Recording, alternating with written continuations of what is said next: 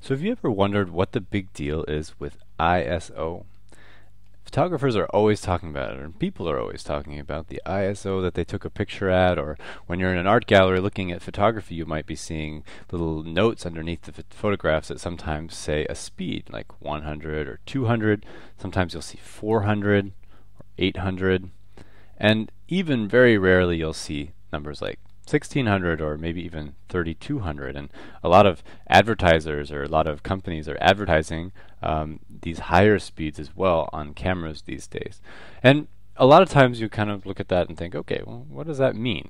Well, it means a lot, actually. It means a lot to the quality of the photographs that you're taking, and it means a lot in the functionality of the camera. ISO is basically just the ability of film to take a photograph at a higher speed. So the higher the number, the faster the film, the faster it will be able to take a photograph. And this is just important when you're trying to capture action or motion, and have higher shutter speeds so that your images aren't blurred. So, if you have someone moving through an image and they're running or something like that, you want to have a higher shutter speed. That means you want to have a faster film. Possibly, maybe, depending on the light that you have. And now let's take a look at how it works in the digital age.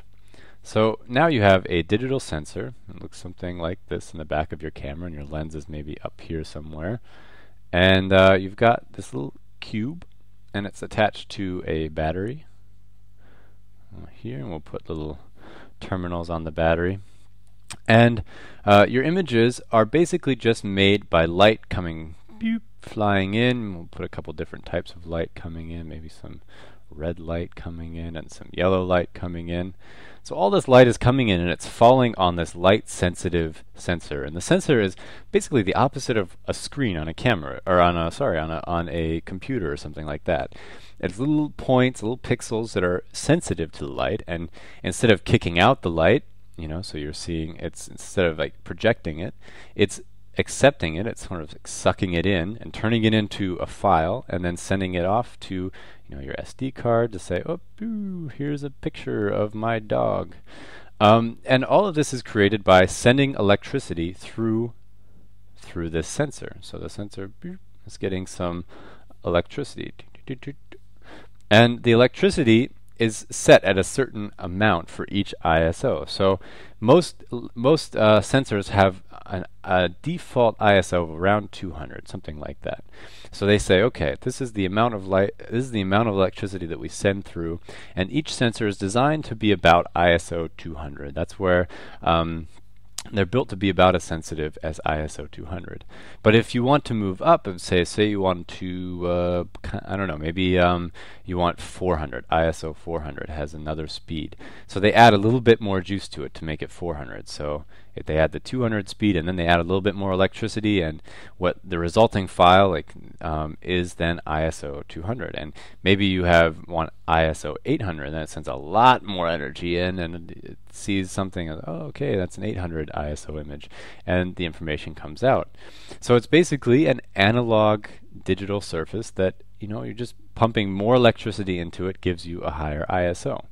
And so the higher they get, though, the more the quality sinks, because it works just the same way the silver haloid worked, where you have bigger pieces of the sensitive area are working to expose that image. So instead of having a little tiny point, it's like kind of like a bigger point. And it's in principle, that's how it works. It's a little bit more complicated than that, obviously, but that's kind of the basics of it. So let's take a look at what this means for your images. I took these two photographs at two different speeds. This one here is at 200, and this one here is at 3200. This is taken with an older camera that I used to use.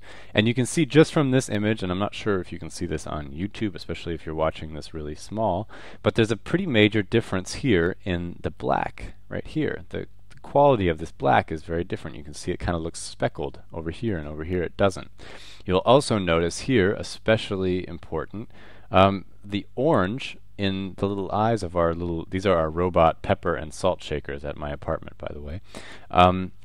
You can see that the the contrast is a little different. So you can see that the colors aren't as vibrant in the higher ISO image, and this is really common. So you have a decrease in quality with high ISO, and you have sort of a drop in the color tonality and things like that, and some more important stuff, which I'll show you here in this little zoomed in version. You can see we've zoomed in on the pepper shaker here, and we'll call him Zolar the pepper shaker, and you can see here on his Zolar's chest here, this is what it looks like here on the left. The 200 is what it really looks like. It's just a piece of black plastic, you know, so it's one color.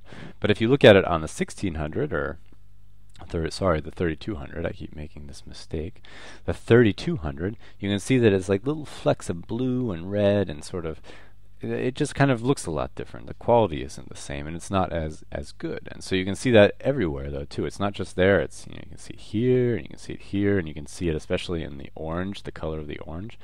And this is just basically the little pixels in the camera freaking out, going like, what light am I seeing? I'm not sure, and I'm being overwhelmed by electricity. Oh my God.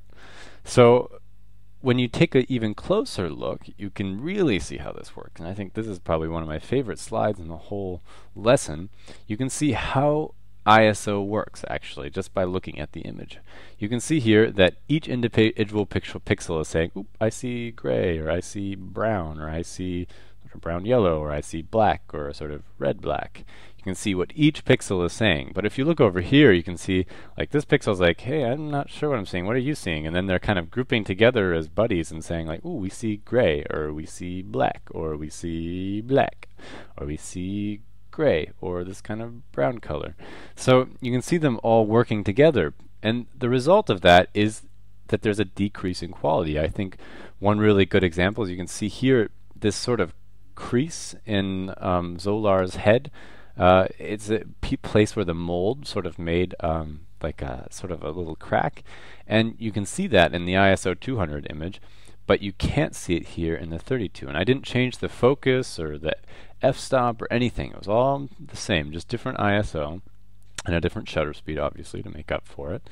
And you can see that there's a huge drop in the quality. You can also see the shape of this little piece right here is totally different, and that's just, you know, the gray tones are not being understood by the pixels here.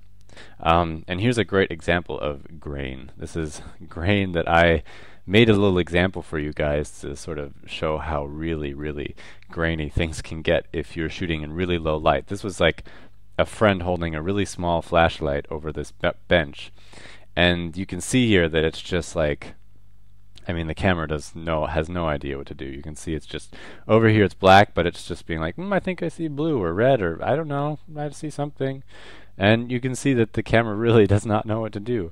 And this is just because it's not working with a whole lot of information. So, you know, it's making it up.